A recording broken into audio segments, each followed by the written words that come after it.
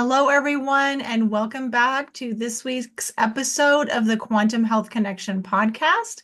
My name is Heather Crimson, and I am here with my beautiful, wonderful, amazing co-host, Vanessa Baldwin. And this week we have a very special guest who's a pioneer in her field, and her name is Amy Jaramillo. Yeah, Amy is the CEO and lead occupational therapist of Body Motion and Love Mechanics, which she began in 2019. And this was born out of the need to raise awareness of the pelvic floor and that women need to deserve and need to know how their bodies work and how to heal from the beautiful gift of childbirth and how to maintain a healthy pelvic floor, regardless of pregnancy, status, age, and lifestyle. And I'm just so happy, Amy, that you're not only bringing the awareness of the importance of pelvic health, because it is extremely important, especially for women, but also for men as well. And that you're bringing light to that area, but then you're also not only doing that, but bringing in the whole quantum piece as well and how that, ties into pelvic health. Because honestly, I think you're the only one I know that's doing that. And that's amazing, beautiful work. So, Amy, we are so happy to have you on the show. Welcome. Thank you. Thank you so much for having me today. I'm excited to be here. Yeah. So let us know, Amy, how did you get here? Like, this is obviously you have your own very unique journey about how you arrived in the quantum sector of like pelvic health, but tell us the overview. We'd like to get to know you a little bit and our listeners as well. So it started out, it was in 2019 as well. Actually, I think I started following this doctor in 2020 more. I knew a little bit about the sun. The basic stuff about the sun that I knew was that it made me feel good and that you get vitamin D from the sun. That's all I knew. And then I started following this doctor on social media, Dr. Courtney Hunt. Maybe some of you have heard of her. And she was just always talking about the sun and sunshine and pushing it. And I was like, that's so interesting that coming from an allopathic doctor, like an MD, she's saying how great the sun is for you. And so I started listening more and more. And she was all about sunrise and how the sunrise is healing. And she would get into like the science of it. And that's pretty much how it started. And then also she pushes or really recommends the ketogenic lifestyle. So I was like, you know what, I'm gonna try this out. And then I remember thinking to myself back then, I was like, man, I wish there was a certification for this. And I think right around that time, Meredith was who is I'm not quite sure what her role is for quantum Executive biology. director or executive producer. Right. So she started Quantum Health TV. I think because Dr. Hunt told her to go do that because nobody was doing that, and she literally took that idea and ran with it. Mm. Yeah, and she turned it into this whole thing where now she had, the quantum doctors coming to speak about their, how they implement quantum science to get their patients healthier.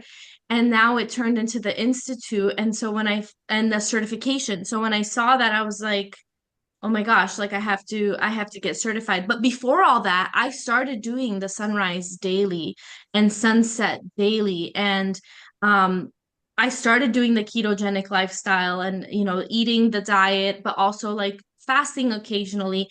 And my body completely, I have goosebumps now remembering because I completely changed in a matter of 6 weeks. Like Yeah. my health, it was like a drastic improvement in my health, everything, mental health, skin, hair, nails, everything, sleep.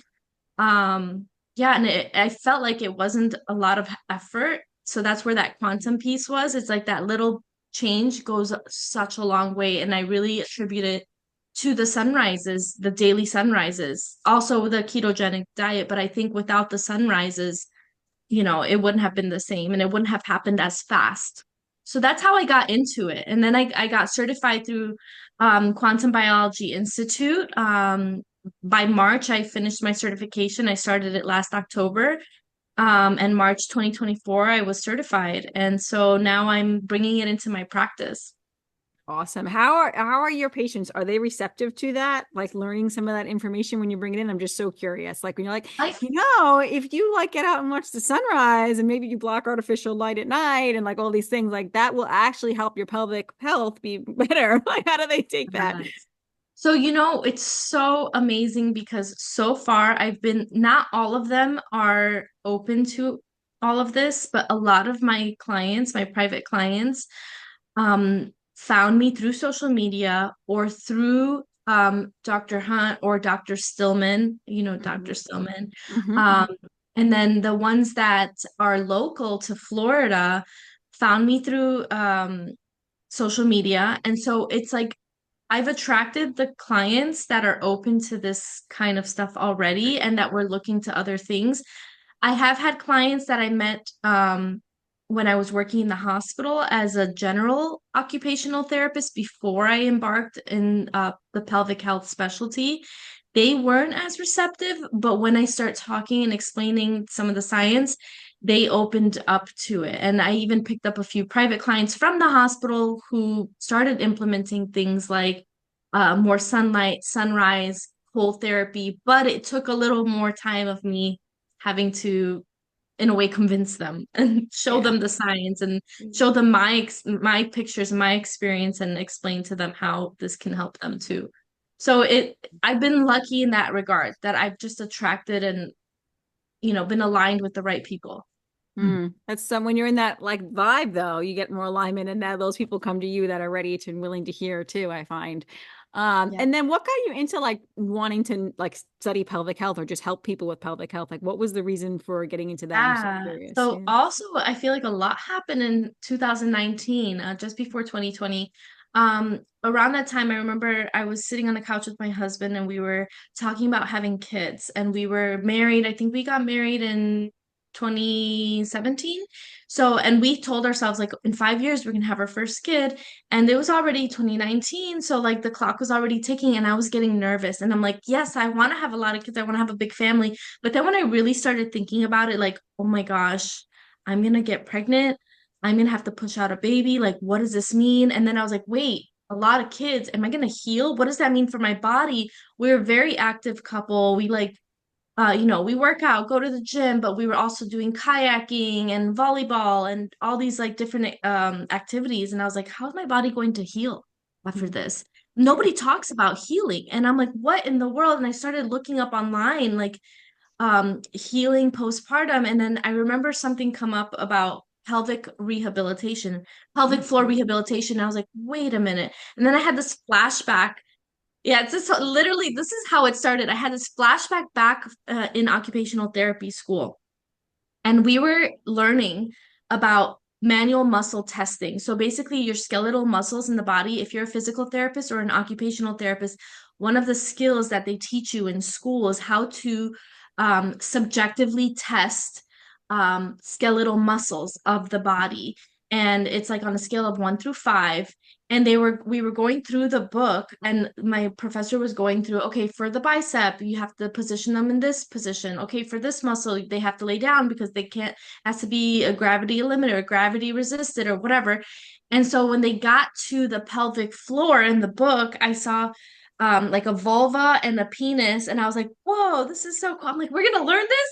And then my professor's like, oh, we're gonna skip this section. You don't have to What? learn this. They like totally skipped it. They're like, we don't have to learn this unless you specialize. And I was like, yeah. Oh. I was like, okay, so skip. And so I had this flashback to the pelvic floor. When I read the word pelvic rehabilitation, I had the flashback to that moment. And I was like, pelvic rehabilitation, I'm an occupational therapist. I can do this. I'm Yeah. going to be learning this anyway for myself. I was like, I might as well learn it. And my goal, at the time with my husband, he kept saying, we're going to have a lot of kids. You're going to be a stay-at-home mom. You're going to stay at home with your kids. And like, I love my career. I love what I did in the hospital as a general OT and also what I currently do as a pelvic health, specializing in this as a pelvic health occupational therapist. But I was like, I still want to be able to contribute maybe somehow financially, but I also want to be home with my kids. And so Hmm. I had this like idea of this is what I can do. As I'm healing my body postpartum, I can continue, using my brain and my skills to help other people, other women. And it became this whole thing. And the more I researched postpartum and pregnancy and everything related to pregnancy and labor and delivery, the more I saw like how the medical system is not set up to help women. And it actually makes things worse for pregnancy and childbirth Mhm. because of all the interventions and all the things that they do and they have so many things during pregnancy that they during their health and like their I don't even know prenatal visits, right? Mhm, mhm. During the prenatal visits, there's all this like checklist of things that they have to do, and then it's like I don't even know how to word this properly, but they scare women into Oh yeah. agreeing to certain interventions, and that's how they operate. It's like out of fear, and then women are stressed their entire pregnancy, and then during childbirth they continue with their fear mongering and their like non-true informed consent about the interventions that they're offering. And there's, they're constantly, for example, they try to induce women at 39 weeks based on a study that wasn't even legit. Like now they're finding that study was not, it wasn't even, it's not true, like a good study to use to push for inductions at 39 weeks. And it actually causes poor outcomes for childbirth. Anyway, so during this time at 2019, my brain was like exploding and I was like, how could they do this? Like, why is this happening? Like, women need to know the truth. Like, this is all a lie. And I was just like, oh. And so I that's love it. when I got into pelvic health, but also into like childbirth education and starting to preach about this is the truth. Like our body's meant to do this, and we don't need all these interventions. The more you intervene, there's something called a cascade of interventions, and it makes things worse. Yes. That's how I decided to do home births for my first one, and then now for my second one. So anyway, that's how it all started. I It was love like that it story. I meant love to be. everything It you was said. meant to be. Yeah. A beautiful I want, story. I yeah. kept having Miko Kennedy, you know of her, yes. I love her. You Yes. guys working together with a woman who wants the most ultimate deluxe quantum circadian care, you guys would be a dream team. Oh, yeah. I did an interview of her, and she's amazing. I love Nico. She's So, awesome. so Amy, have you, I forget when you had kids, but so let us know if you implemented the circadian practices before or after your first child and what you noticed as far as your health in general, but also pertaining to your pregnancies and childbirth. Yeah, so I started before my first child. So Wow. for That's about great. 2 years, about year and a half, the whole reason I started ketosis and sunshine is what this doctor was calling it, ketosis and sunshine, was for my offspring. Right, right, And so right. I kept saying, like, I'm doing this not to lose weight or anything, but to clean my eggs. Everything was about cleaning my eggs, cleaning my body, detoxing my body so that I can have healthy offspring, healthy babies. And so I was doing it before I got pregnant, and I had lost 30 pounds, like healthy 30 pounds. It didn't even look like I had 30 pounds to lose, but once it was gone, it was like a big difference. You could see like such little inflammation. And Vanessa, you have this experience. I'm not sure what your experience is, Heather, but Vanessa, you have that had experience where I noticed like you had a drastic like weight loss thing Mhm. happening. That inflammation in the body, it's so visible. Once you lose it, you're like, whoa. And then you can see the befores and after, and even like everything changes. Your skin changes, your hair. There's like a mark in my hair when I got my hair done like recently, a cut a few months ago. The stylist was like, there's like a line in your hair. Did you dye it? And I'm like, that's probably when I started keto and sunshine, and that's probably like what you're Oh, seeing because I haven't dyed my hair in a long time. And she's like, there's like a line. It looks like they're like two different tints. I was like, that is crazy. So mm. but yeah, it was before I had my baby, and I had the best pregnancy, no issues whatsoever. Even my labor with my first child, I think my circadian rhythm was so intact. Like the pain wasn't very bad at all. I kept expecting it to get worse and worse. I didn't have any blood pressure issues. I didn't blow up like some women. You can't see their ankles when they're pregnant, and like Mhm. I truly believe that's not normal. They pass it off as like, Mhm. oh, it's normal. No. This is not normal. Your body's retaining all this fluid and can't do anything with it, can't pump it. The valves of the veins are probably not working properly, can't move that fluid very well. And that's not normal to me, but I didn't have any of that. And then with my second pregnancy, I don't know if my circadian rhythm was as intact because I did have a lot more pain, but maybe that's just because she was like a 2.5 pound difference, like a much bigger baby. She was like 9 pounds. And Oof. in my last, yeah, 1 ounce away from being 9 pounds. The last 2 months of this pregnancy, I had fallen off track with sunrises and I wasn't getting outside as much. I was Mm. still getting outside in the middle of the day. I was still going on walks, like barely getting myself out there. But I live in South Florida and it was just so hot and humid and pregnant. I never complained about humidity ever in my life. I'm from Chicago, so I love the heat and humidity. I moved here and I'm like, I love this. I'm never gonna complain. But being pregnant, 9 months pregnant in this hot summer, it was a little different. So it was a little bit harder. And with a toddler. So Hmm. I had a lot more fatigue issues and it was just very different and it felt like it kicked my butt a little bit more. And I believe my circadian rhythm wasn't as intact as my first one. Um, and we had a balcony that was like sunrise facing. So with my first one, when I lived in the condo, I was constantly getting sunrise like every morning. It's so easy to go out. Now when I go out, if I want to like actually see the sun, I like to see the sun and we still have the ability to, but I have to get outside my house and then walk around a lake. And I wasn't doing that as much. It's not a big walk, but being 9 months pregnant, the last 2 months of pregnancy, I wasn't going out as much. And so my pain was a lot more. And Mm. I think that was a difference. It was the pain of the pregnancy was different. And I know it has to do with my circadian rhythm. Hmm.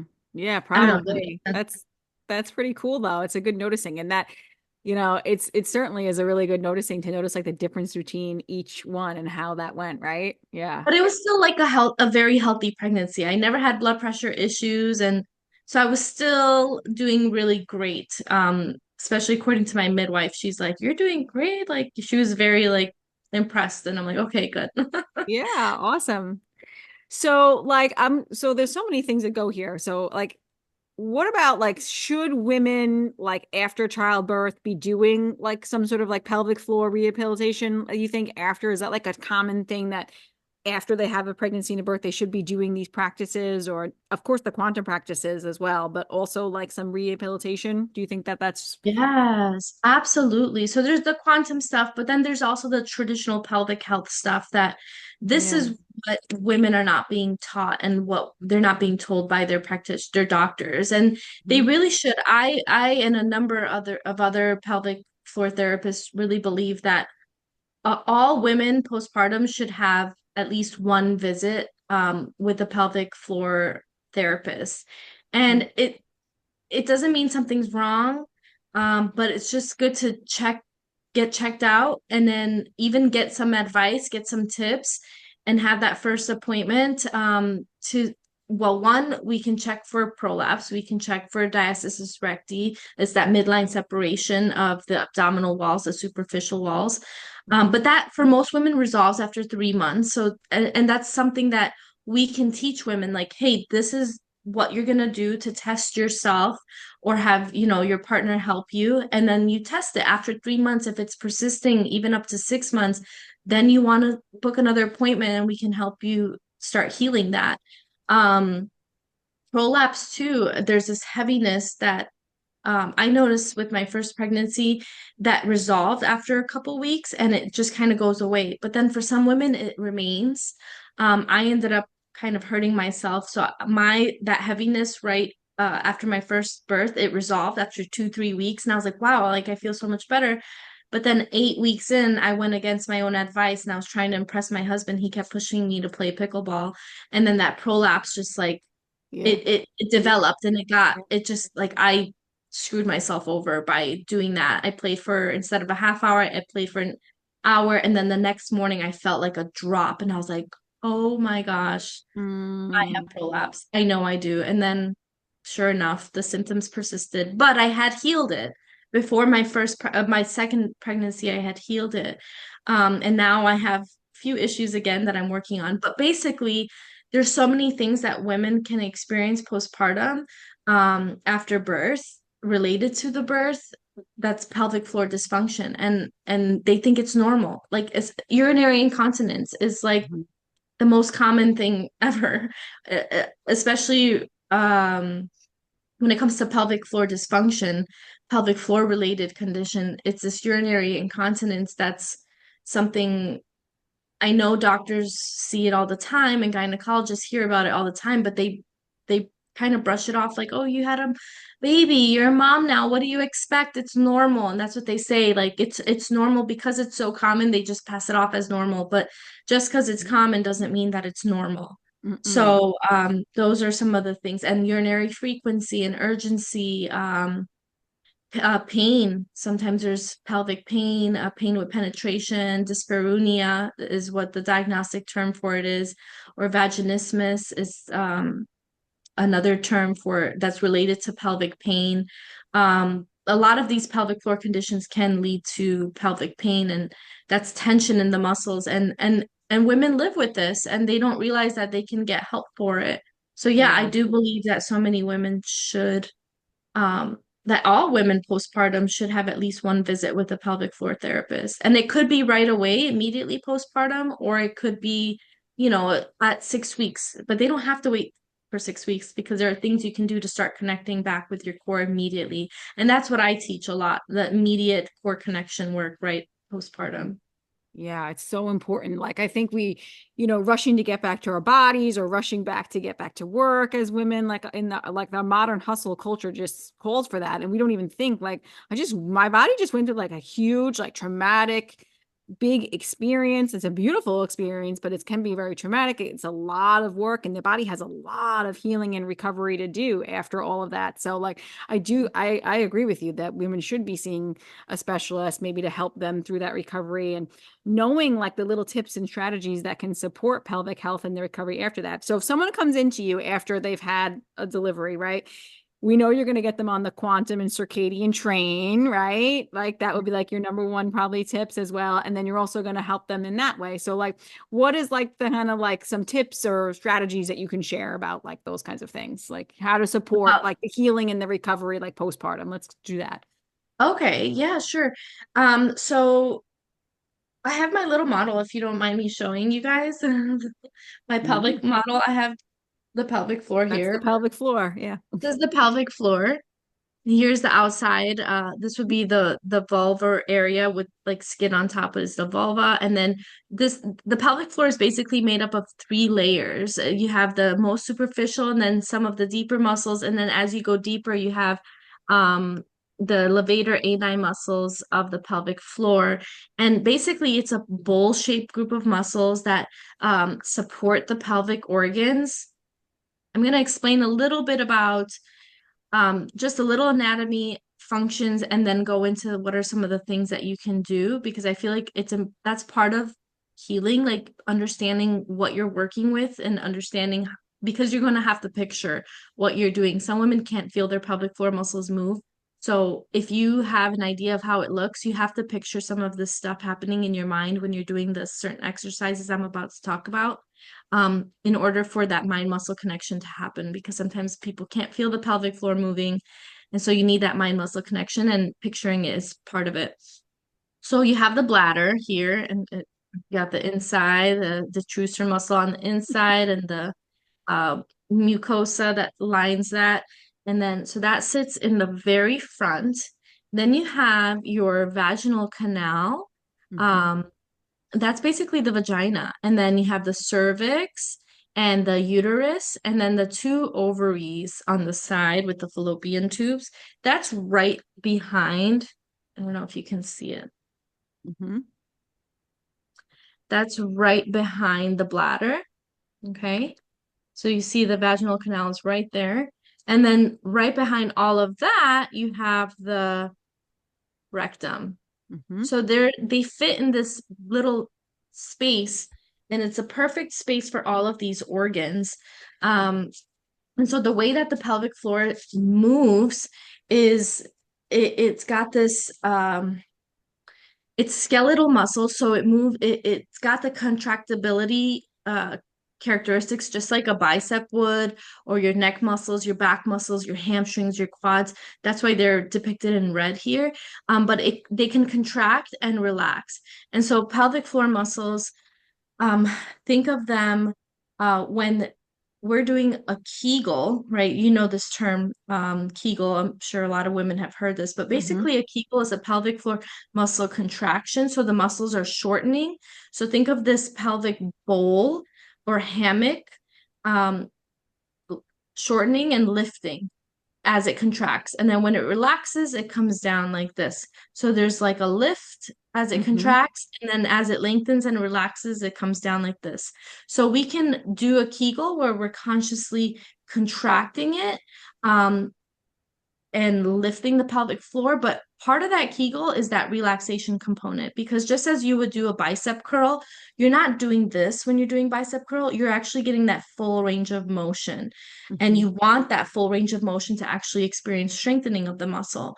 So that's what happens with our pelvic floor when you're doing a Kegel. Some women don't know this though, and they're not doing proper Kegels and they're just doing this.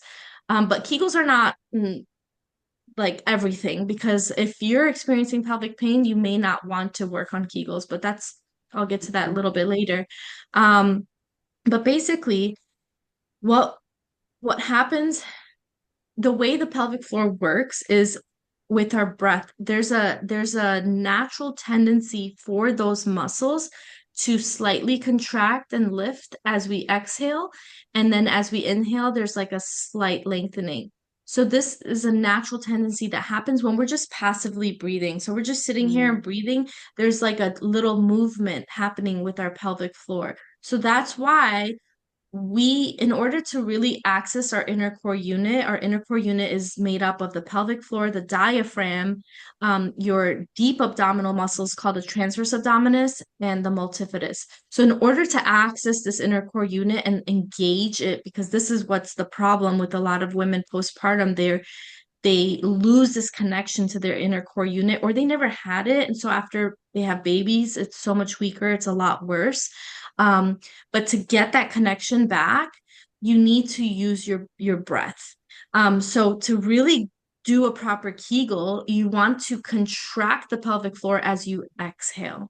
Hmm. So if we're trying to truly work on strength, and it's not a tension issue of the pelvic floor, these muscles are not super tense already contracted like this. This is what causes pelvic pain for a lot of women. It's Yes, this it's called a hypertonic pelvic floor. I was diagnosed with that as well. I exactly, had a exactly lot of these diagnoses, so I know them. So yes, right. it was too tight all the time. So the muscles were always tight. So then you don't want to do Kegels, right? Because it's going to make it Exactly. worse, right? That'll make the You need to pelvic work on that release.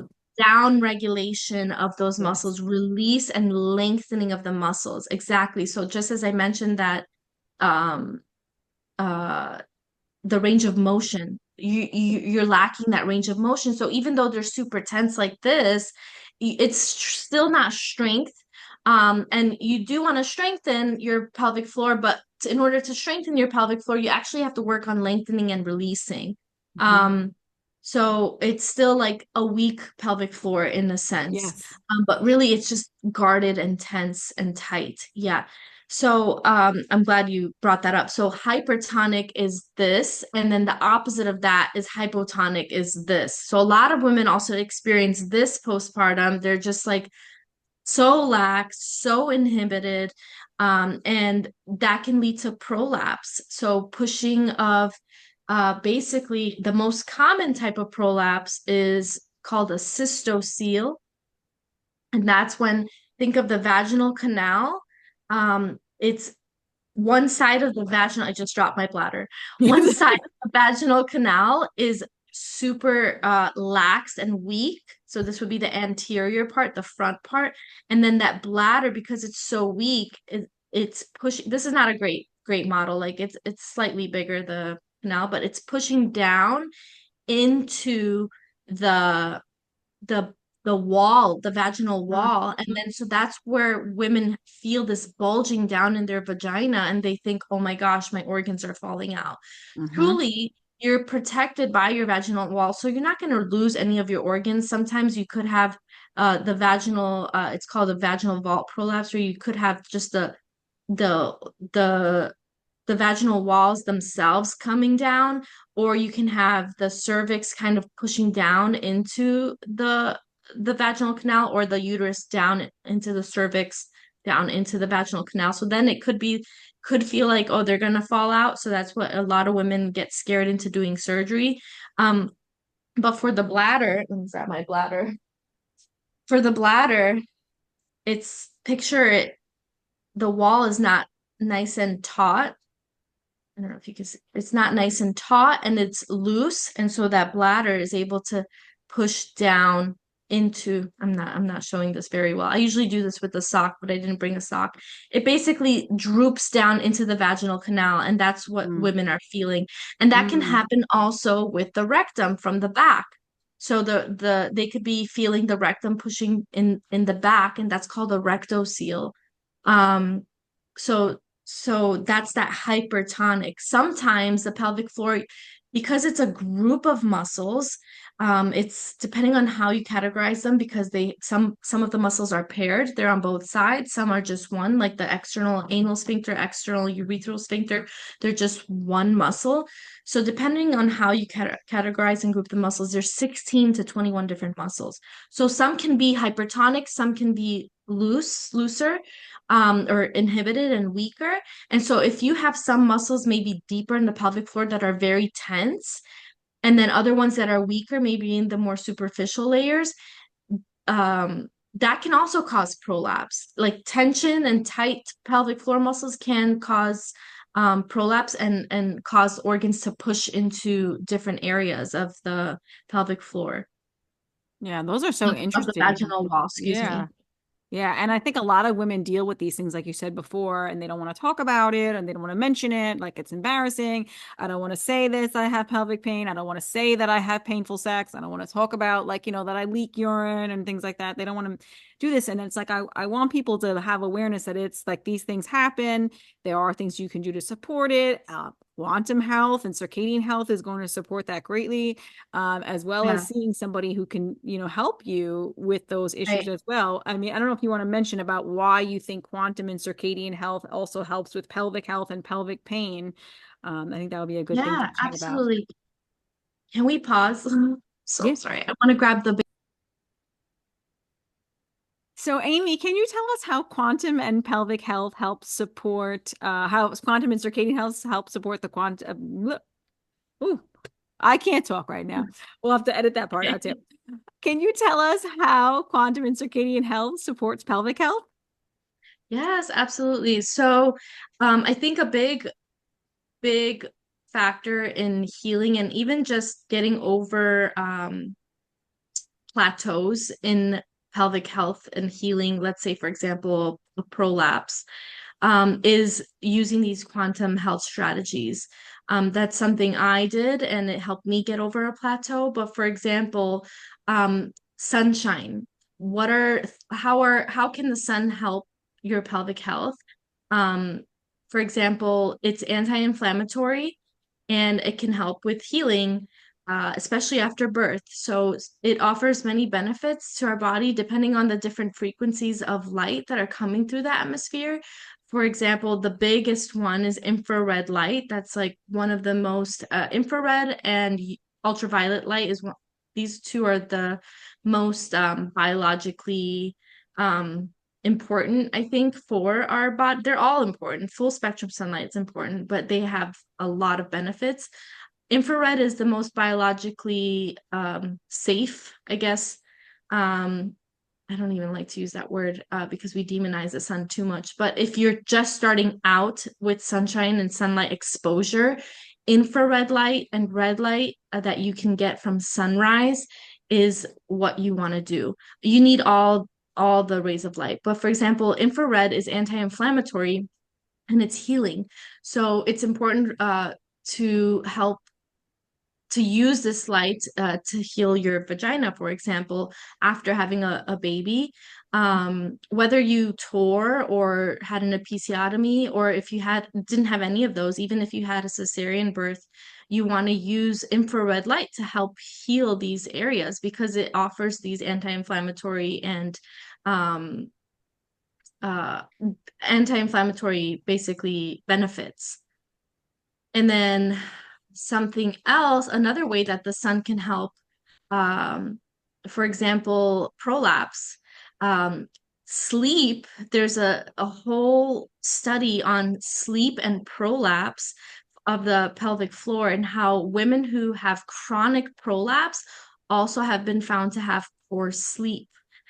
So when Mm. I saw this, I was like, oh my gosh, well, that makes a lot of sense.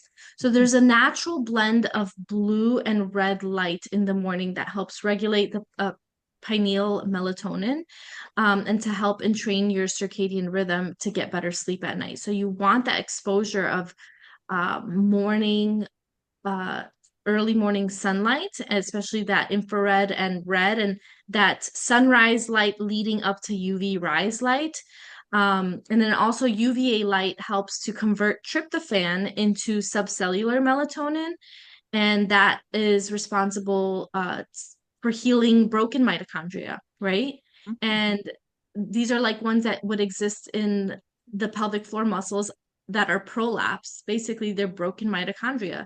So studies show that the majority of women with these chronic prolapse have poor sleep. So it makes sense that if you're not getting enough sleep, you're not getting good sleep, you're not going to be able to properly heal your prolapse. So you want to get that sunlight exposure in the morning, especially if you're hitting a plateau in your healing. Maybe you fix your sleep and then therefore you fix your prolapse.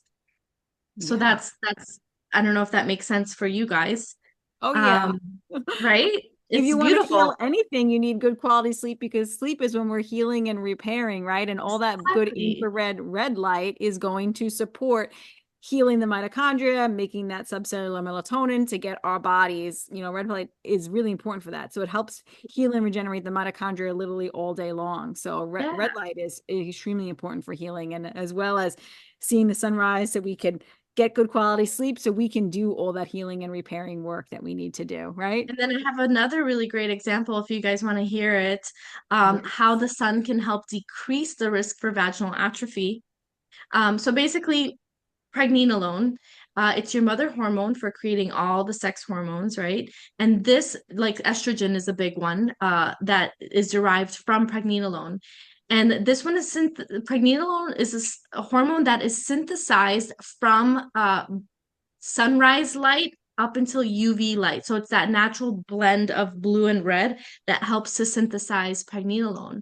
So estrogen is responsible for keeping our vulva and vaginal tissue naturally moisturized and lubricated. Mhm. Um, so less estrogen means less moisture and lubrication. And this results in thinner and more fragile pelvic floor muscles. So basically, your vagina. And this is how you can lead to vaginal atrophy. The pelvic floor muscles, basically, the muscle fibers shorten, and the pelvic floor collectively, as I showed you, that bowl shape collectively becomes smaller and more narrow and shorter, making the vaginal canal also narrow and shorter, and leading to basically vaginal atrophy. So 1 in 3 women experience vaginal dryness, and you can drastically decrease your risk of this by getting more morning sunlight. And this leads into our we were having this discussion about exclusion zone water and how true hydration and lubrication of the pelvic floor muscles and of our vaginal tissue has everything to do with exclusion zone water. You're not going to hear any regular allopathic pelvic health therapists talk about exclusion zone water. So they always talk about hydration, hydration, but it's like what really matters is cellular hydration. It's our metabolic water, our exclusion zone water in our body to help support all of the tissue, not just the pelvic floor muscles, but um, all of the tissue in our body. And this leads to some of these pelvic health conditions that they say that there's nothing you can do about them, but it's like there's a lot of things we There's can so do. much you can do. Exactly, Amy. Yeah. What are the two main things that help with the health of your tissues is insofar as exclusion zone water is getting that infrared and red sunlight, right? Yeah, I think UV light is helpful as well. And then you have to mitigate non-native EMF exposure because that will dehydrate you from the As well as inside out. artificial light at And night. shrink that exclusion zone water. Exactly. Right. So for our listeners, if you are exposed to too much non-native EMF, it's going to diminish your exclusions on water by 15 to 20%, as well as artificial lights, though, like that are void of infrared. They also diminish your exclusions on water.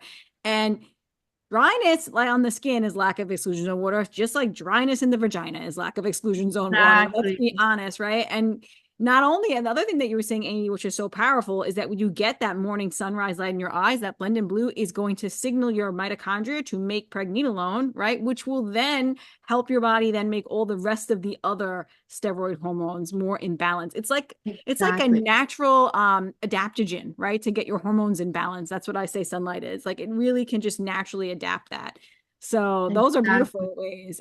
We really want to be like when we're coming to healing any kind of chronic health issue or just healing tissues or repair, we need to be focusing on mitochondrial health and building our Exactly. exclusion zone water. And the mitochondria are what make this exclusion zone water. And I think that it's unfortunate that that's not yet mainstream, but I hope that one day it will be because that's going to be how we really heal from things, right?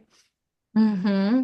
Yeah. Yeah, and I know something, one of the conditions I was thinking about, and I know you probably wanted to mention this too, is endometriosis and interstitial cystitis. Yeah. Um, These are just so people know, these are like really common pelvic issues that are we think are uncommon, right? But they really are super common today. So, and I see in endo are things that I've, been combating and dealt with in my life. So go ahead. Right. So I just wanted to bring up, the traditionally they say that endometriosis, there's the etiology of endo is, I'll just talk about one and then the other because I don't want to mix the two, but the etiology is unknown. They say it could be triggers, it could be autoimmune triggers, it could be so it's that this endometrial like tissue is growing outside of the endometriosis and it responds to estrogen.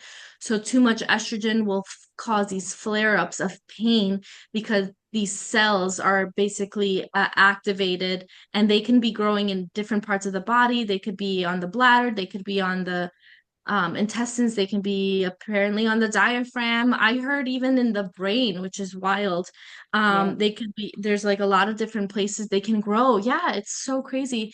When I heard that. And then the most recent, um, so traditionally they're saying they don't know how this happens and why it starts. It could be genetics or epigenetics. Um, but the most recent study, or not even study, but the most recent information that I heard about, I forgot who I was listening to. I almost feel like it was Carrie B. Mhm. But I don't know exactly where this was. But there is a study about when they were looking to find if in utero is when the baby is developing in utero, if it's has to do with if it can lead to endometriosis. And basically, they're finding that it can. Um, Hang on, I'm sorry. Okay. Yeah, I think the way when you are, developing in utero, it can make a big difference, and what's happening there, can make a big difference on your different, pelvic organs and what's going to happen in the future with those. Oh, get the little guy, little Yeah, I'm girl. sorry. Yeah, it's okay. I think she needs to burp. Um, so they're finding that it's in utero where it starts, and um, it's and it has to do with the maternal health. Yes. But anyway, that's endometriosis. And with interstitial cystitis, it's there traditionally they say it also can be autoimmune, it can be triggers. Um, they're calling root cause these things. So the nervous system, uh, foods that trigger lack of hydration, and then there was one more, maybe you know it, Oh, Vanessa. there's so many root causes. They say pelvic floor Mhm. dysfunction, they say Oh, mold, that one. chronic Pelvic floor infection. dysfunction. Yeah, but So also like a lot of times you'll see like mold, Lyme, chronic infections, like people who are taking long-term antibiotics for the chronic infections, or like trying to kill, like they say it's heavy metals, parasites, all of that it comes in too. Yeah. yeah. And yeah, so they're calling these root cause, but really it's like, okay, if these are root cause, like what's the root cause of those things, of nervous system dysfunction? What's the root cause of that? What's the root cause of uh the pelvic floor dysfunction? And first of all, those two things, so interstitial cystitis has been constantly misdiagnosed or not diagnosed. They'll call it IC when really it's only the pelvic floor. It's only Yes. tension in the pelvic floor sometimes, and it has nothing to do with the bladder. Um, or it's uh, they try to rule out UTIs, urinary tract infections. So then they do the hydrodistension. Can you talk about that procedure really quick? Yeah, they stretch the bladder out. The idea is that they're gonna. I never did this. It sounded horrible to me to do. It didn't sound like something I wanted to do at all. But they stretch the bladder out to hopefully to make it be able to hold more capacity. And that usually causes a lot more pain and discomfort. So and makes things Yes. worse than better. I think a lot of medical procedures cause a lot of medical trauma, make things more, more challenging for people, and really the trauma then is going to be imprinted on your exclusion zone water and cause more mitochondrial dysfunction right there, because your body's like, oh man, that was just such a traumatic thing Yes. that happened to me. So, and I've experienced quite a few of traumatic events myself, in the medical field trying to work on IC. They actually said to me, well, you could just remove your bladder. And I always want to bring this up every time, because they say that that's their solution when they run out of ideas, because they don't Uh-huh. know what else to do and they don't know how else to fix it. And they don't actually have any idea, not even close to getting to the root cause. Like, I mean, functional medicine tries a little bit better, but they're still not getting there. But they're not realizing that the root cause of all these issues really is the mitochondrial dysfunction and the lack of exclusion Exactly. of water. And what drives Exactly. me kind of crazy is that, a lot of people will say it's chronic infections or chronic, mold or parasites or heavy metals. What's allowing your body to have those things enter the cell is lack of exclusion zone Exclusion water. zone water. Right. Exactly. Because if your exclusion zone water is strong, it's going to create a barrier and it's not That going, barrier. yeah, Exactly. yeah, And then so with interstitial cystitis, they're saying it's another reason is that uh basically the lining of the bladder. So before you have the muscle, you have this mucosa and there's these epithelial cells, and they're saying it's those tight junctions that are broken, that are open and allowing things to get inside. Makes me think of leaky gut. And I was reading somewhere they call it leaky bladder. I was like, oh my gosh, yes, that's exactly what I was thinking. It's like a leaky bladder, just like leaky gut, and it's allowing things to get inside there and cause more inflammation and more pain. And then something you mentioned about the hydrodistension, that I wanted to tie into the pelvic floors.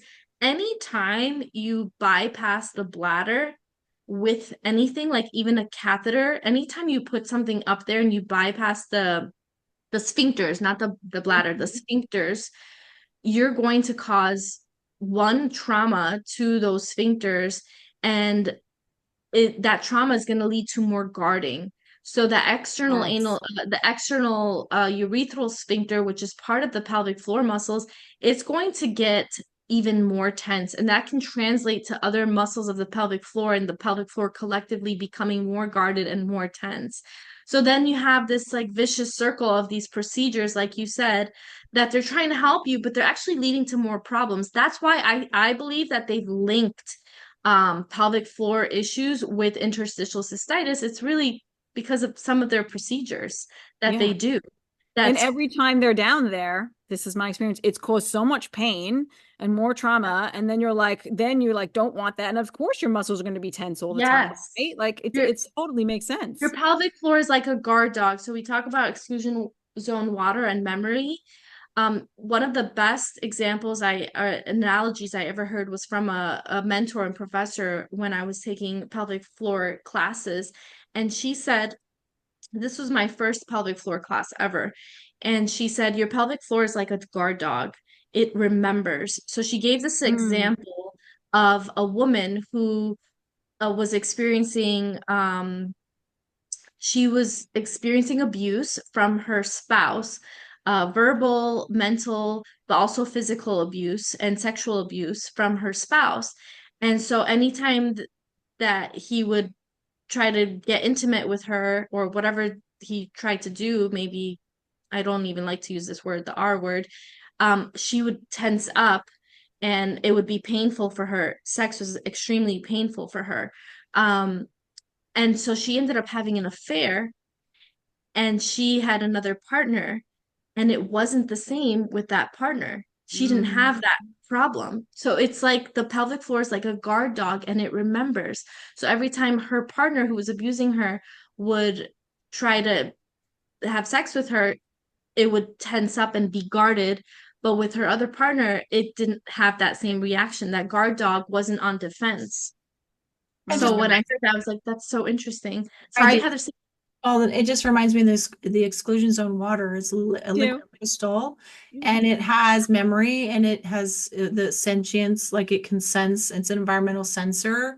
And I think, a part of that is about safety. There's a literally a consciousness in water. So that makes total sense that her pelvic floor, right, would sense this is dangerous. And now, right, the energy changes to one of constriction for Exactly. protection. With the other gentleman or man, whatever, she didn't experience that lack of safety. She probably was experiencing, something much different. And Yeah. so the safety allowed openness, and that's all to me water driven. Yes. Exactly. Exactly.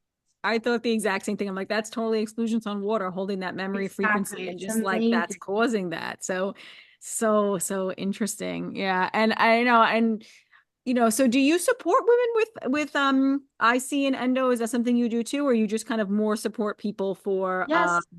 for pelvic floor? It's so connected, but So a lot, yeah, exactly. A lot of women who have these conditions also experience the pelvic pain, and it is actually originating from pelvic floor muscle tension. So some women have, like, for example, I see they have the pain because of the inflammation of the bladder, the the inside of lining. the bladder wall, the lining, exactly. And so whenever their bladder's filling, they feel as it's stretching, they have that pain. So yes, they're experiencing that, but then they also have that translate to their pelvic floor muscles. Again, I believe you guys believe it has to do with the exclusion zone water. So it translates into that tension leading to pelvic floor muscles also becoming tense. Same thing with endometriosis. Um, they're experiencing pain from those endometrial like cells that are responding to the estrogen, and then they're experiencing uh, tension and guarding, and that translates to pelvic floor muscles as well. Not for everyone, but for a lot of women, and sometimes these two conditions come together. Sometimes Mm. they don't, but they're known as the evil twin sisters. Yes, yes. Often you hear that they come Yeah. together, but yeah. So, Amy, this has been really exciting and really enlightening for our listeners to learn more about pelvic health. And I'm so glad that we've had the opportunity to talk with you and, let this come to the light and, know that quantum and circadian health can help it. I'm definitely a testament of that because from where I was to then to where I am now is a huge life-changing experience. So for those people and listeners who are struggling with any kind of pelvic conditions, just know that it can improve and it can get better. And there are a lot of really good strategies that can support you. You can go see Amy. She's going to help you out with whatever that is, whether it's, support after, a birth of a child, you have pelvic floor dysfunction, or if you're experiencing some pelvic pain or IC or endo, she can help with all of that. So you'd be a great resource to go see, as for that 100%. And any other like tips or strategies you want to share with the listeners before we go? Actually, I do there. So there's a lot of things that, for example, with urgency, there are behavioral things you can do. With urinary urgency, you don't want to be, so what's considered urgency is having to urinate more than 8 times a day. So Hmm. you don't want to urinate more than if your bladder's not full, you don't want to have to stop at a toilet. So, for example, our bladder stretches just as our stomach stretches. It has to do with the contents that is inside. Um, And then you get a signal that's sent to your micturition center in the brain, that stretch. And so we really should have a strong urge. That urgency signal should come to our brain when there's a huge stretch in our bladder, not when Mm. it's just barely filling. So people with IC do get this signal misinterpreted by the brain. So there are behavioral things that you can do to help fix that and heal basically your urgency. So on a scale of 1 to 4, these are urgency. I'm just going to talk about urgency briefly, and then I have another example of for pelvic pain that I'll give before we go. Thank you. But basically, if your bladder is filling and it's just like this much, you should only have a signal of a 1 or 2, and you can get a 3 or 4 signal when it's more. So if you know that you do have overactive bladder syndrome, this is another label for urinary frequency. Um, and so basically my top bladder training tips for this is in the morning, first thing in the morning, go urinate and then set a timer to have intervals for every 2 hours so that you're not going every half hour. You don't want to go every half hour. You want to train yourself to try to go every 2 hours. So you set a timer for every 2 hours. You go that first time in the morning. Then let's say you get an urge to go before your interval, before your 2 hour interval. You're going to stop what you're doing. You're not going to run to the toilet. You're going to go and sit down and you're going to squeeze your knees together and then rock on your heels back and forth. Hmm. This helps activate the pelvic floor and helps keep the sphincters closed for a little bit longer. You want to try to not go right away. And it's hard sometimes, especially if you have a weakness. That's why sometimes as women are running to the bathroom when they have urgency, they're already leaking because the internal urethral sphincter, it's right above the external urethral sphincter. There's two of them. That already opens. So when you have that, like, that opens, you have the brain send the signal, and that one is not, that one is smooth muscle, so it's not consciously controlled. Your external urethral sphincter, part of the pelvic floor muscles, these are consciously controlled. So you can activate these muscles on purpose. And so you're sitting and you're rocking back and forth. If that's not helping, you can also stop and do a quick set of quick flicks. There are two things. You can do the quick flicks first and then the rocking, or vice versa. But basically, you're doing the quick 10 pelvic floor muscle contractions and you're focusing on the counting. You're counting 1, 2, 3. This kind of helps distract your brain because it can be very stressful for some women if they do experience urgency. They like it's a stressful thing and they want to run to the toilet and relieve themselves so they're not leaking. And then another way you can distract yourself is maybe by watching a funny video or just watching something or even reading a book if you don't want to be on your phone. So these are ways to distract yourself from running to the toilet right away to help you get to your 2 hour mark interval. It's not going to happen right away. So some days may be good, some days may be worse, work progress day, but just keep at it. And basically, this is like a behavioral training. If you do experience leaking when you are getting to the toilet, it could be some weakness of that external sphincter. Basically, the pelvic floor is that hypotonic, that lax, loose pelvic floor in which you would need to work on activating your inner core unit. Basically, doing exercises that I did mention earlier, I wanted to mention. They're like hypopressive exercises, but you're working on engaging your inner core unit, your pelvic floor, as you exhale with your deep abdominal muscles, your transverse abdominis. This makes up your whole inner core unit. So, for example, squeezing a ball as you exhale and engaging your inner core, um, engaging your transverse abdominis and lifting the pelvic floor at the same time, or doing that with the ball between your knees, or using a band and you're pulling a band apart from your palms. I have a whole bunch of different exercises that I teach, and they look like hypopressive. They look like Pilates. They're not, I don't call them Pilates, and I call them modified hypopressives because true hypopressive exercises are it's like you're using it's like a false breath and it creates like a vacuum and sometimes you're holding your breath and I never want my clients to hold their breath in any of this because sometimes breath holding is the cause of pelvic floor dysfunction. So I'm not sure if that made sense. No, it But did. that's awesome. That's my top bladder training technique is doing that, setting the intervals and trying to reach that 2 hour mark. Oh, and if you do have to go to the bathroom and you're like, or you really think your bladder's full and it's less than the intervals, back to that example, when you do get to the toilet and you think, okay, I have to actually urinate, my bladder is full, count in seconds what your stream length is. Mm. If it's just like a little dribble and it's like 2 seconds, okay, your four, what's it called? Your urge sensation of a 4 is not matching what's truly in your bladder. So then you know, okay, I still need to work on training. If your stream length is 8 seconds or more, then you're good.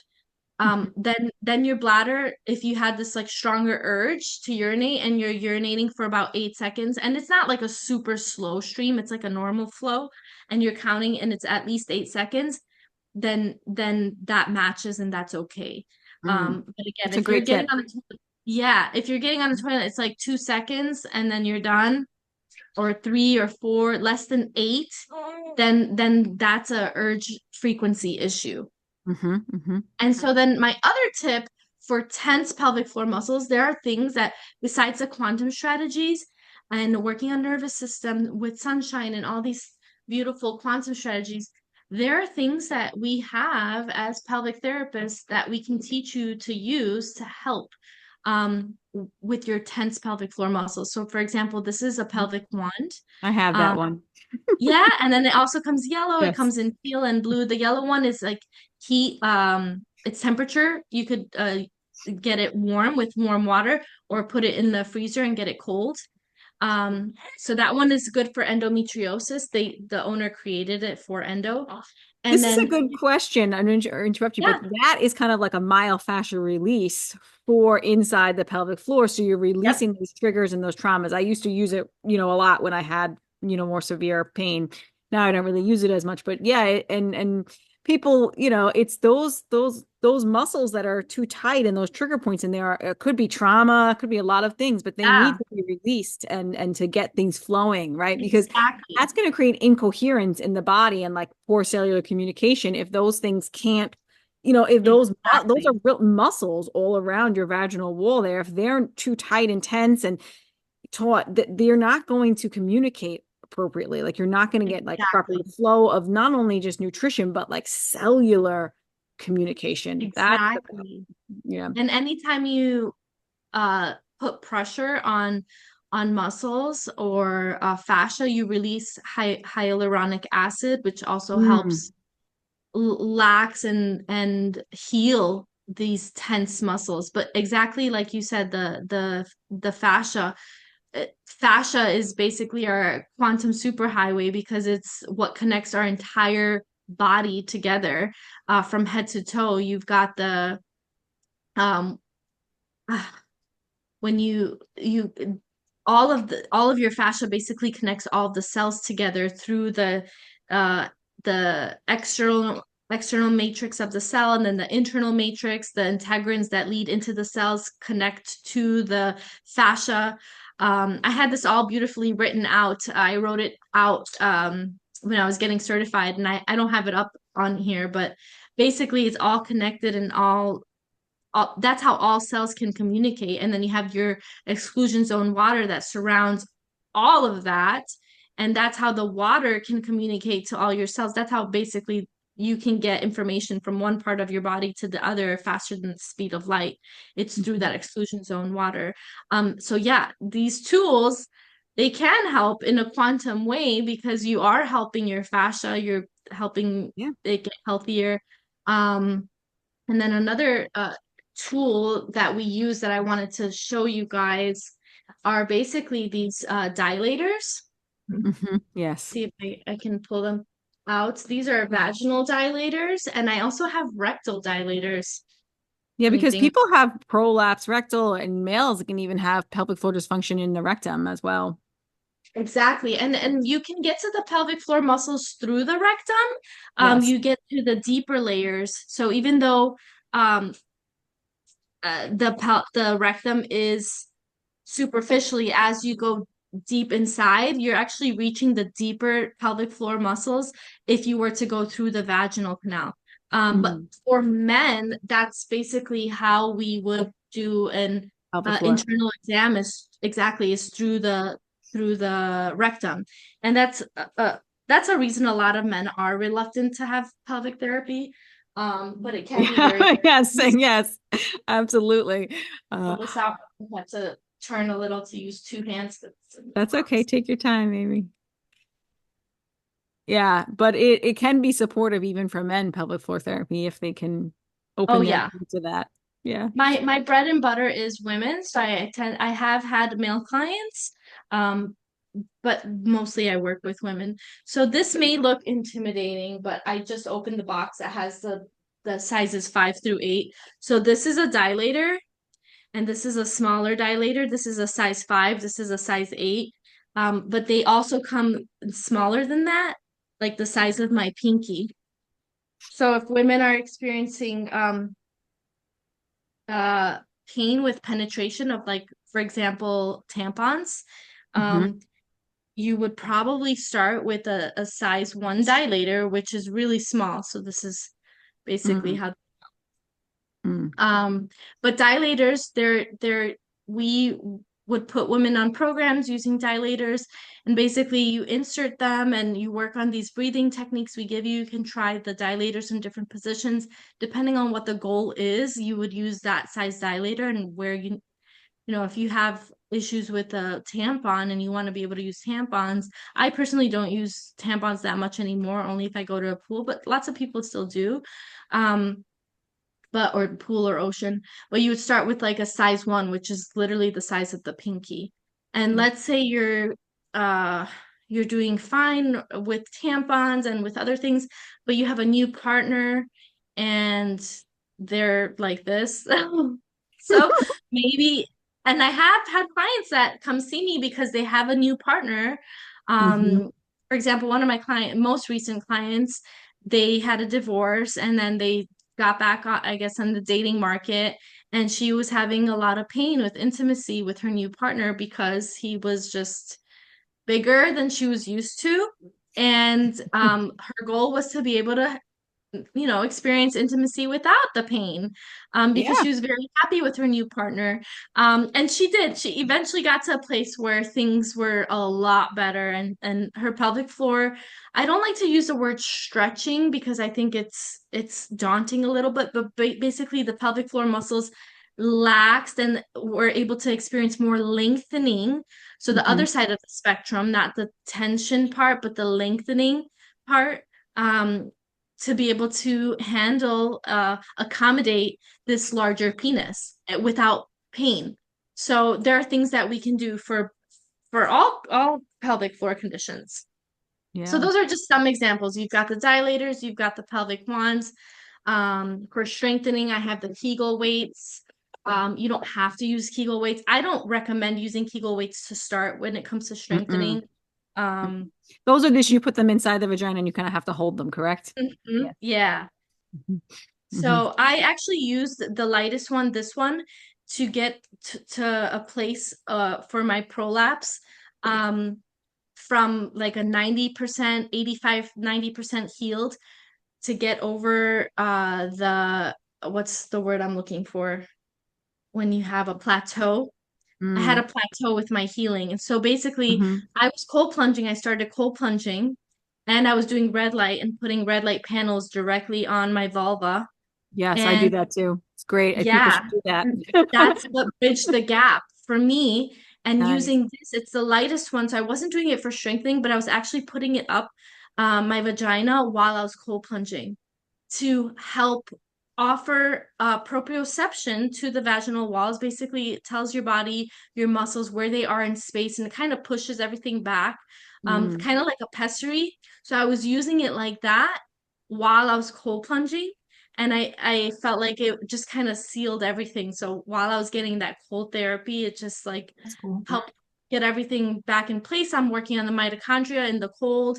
I'm offering proprioception to the vaginal walls while I'm using the light Kegel weight. Mhm. And it just helped did it for me. So I felt Mm. like I was 100% healed before I got pregnant with my next child. And even during the pregnancy, that I didn't have any issues with my prolapse. Only Mm. now after the birth, some of these symptoms are coming back. So, but I'm working on it again, and I'm going to use the same strategies, and I'm confident that I'll get there so Yeah, I I'm can sure help you will. other I'm sure you women will. experiencing similar things. Wow. Only here would you find cold therapy with, for the pelvic health, right? Like I love that you brought that in. And I want to just say one other thing that I thought of before when you were talking about sunlight, how powerful sunning your, naked body is to pelvic Yeah, as well. Because I know for me, histamine is another issue that we didn't really talk about, but that is another issue that causes yeah, pelvic pain and causes with endo, but also with IC and causes bladder pain yes, as well. And that's due to dehydration also and lack of exclusion zone water, which is causing that histamine cascade. But you get super hydrated in the sunlight, from all that red light as well. yes, But also, you're also bringing a lot of nitric oxide, you're vasodilating, you're getting all that boost of nitric oxide, was bringing blood flow and bringing nutrients to those tissues as well. So even the exactly. sunlight is really, really another powerful tool. Good for erectile dysfunction, good for low sex Yeah, drive, like all of that. Like sunlight can really, really support that too. So, exactly. Wow, you put that so perfectly. oh, Exactly. thanks. I've been dealing with pelvic pain since I was 5. So I know a lot about pelvic health, unfortunately. Yeah, But, in a place where I've been a place that's been caused suicidal depression, like my pain is at, to where I'm like a thriving person. So I just always bring that up to people that it doesn't have to be that way. It can change. You don't have to rely on painkillers and antidepressants and there are so many strategies that can support you. yes. And just Um, because your physician told you that there's nothing you can do about it, this is not something that you can heal. If you believe that, then you won't achieve the healing. So you mhm. really have to get out of that mindset and change your mindset and start believing these crazy things that they sound crazy, but they're actually not. They Yeah. work. And we are testaments to that. Yeah, 1,000,000%, right? And your mindset really does make a huge impact. Because that again, everything comes back to the exclusions. This could be everything comes back to the exclusions on water episode, but like your mindset and what you tell yourself actually imprints on your exclusions on water too, right? So it's so Exactly. important that we're like making sure that we tend to that part of it too. Like, because you need to have the correct mindset also. Like you can't be like, this is how it's going to be forever and it's never going to change. My sex is always going to be painful. I'm always going to have bladder issues. No, you can't think that way. You have to know Exactly. that you have to be able to see yourself well, to quote Dr. Courtney Hunt, if I believe that's what she used to say all the time, because that's Yeah. also really important too. Yeah. You have to be able to That see yourself well. It's such an imperative step. So, Yeah, and speaking of seeing yourself well, when I'm teaching these exercises to some of these women, and I tell them, okay, you're gonna exhale and you're gonna contract your pelvic floor. Lots of them, they can't feel their pelvic floor. They don't have that awareness yet, and that's why I was mentioning earlier, which we're circling back to that. So thank you for bringing that up. Just picturing your pelvic floor moving and doing that contracting and lifting ends up translating to them starting to actually feel their pelvic floor moving and starting to move. yeah. So, a great example of that is I remember when I was a gym rat back in the day. I was like a bodybuilder. I still love the gym, but since having kids, I've been working out more at home. But something I always wanted to be able to do was to contract my pecs, like my pectoralis muscle. You know how some of the Mhm. guys that Yeah. work out, they're like they can like contract it and flex it. I always wanted to be able to do that, and I wasn't able to do it. Eventually, I got to a place where I constantly pictured myself doing it. I just didn't have, I don't know if you can see the top of it. Oh, You I see see that? it. Yeah, I see it. Yeah. I didn't have that connection. And then basically your mind actually does connect to these different parts of your bodies when you bring your awareness there. And that's how a lot of times when I was just working as a general occupational therapist in rehab, in the rehab setting with older adults, I worked with a lot of like stroke people who have had strokes or brain injuries and all kinds of conditions. For example, strokes, for them to connect to their toes to be able to like wiggle their toes again, one side of their body, it's like hemiplegia after they have a stroke. They have a stroke on the right side and then their entire left side is like flaccid and they can't move. It's like they're paralyzed on one side of their body. One way to get them to move their body was to get them to look at your toe, picture your toe moving, tell your toe to move. And it's so hard at first, but the more they do it, I remember I had this patient and then they finally moved their toe and everyone went crazy because there was this amazing thing. Like you finally, and the client, you can see the patient like just lighting up, like getting excited, like, oh my God, my body's, it's going to heal. And it's literally starts here, and believing that you can do it. The ones that just would get frustrated and stop and not want to do it, they wouldn't have that progress and healing. The ones that believe that they can do it, they I have goosebumps now because I'm remembering all Yeah. these patients back in the hospital. Oh my gosh, God bless them. But they would heal.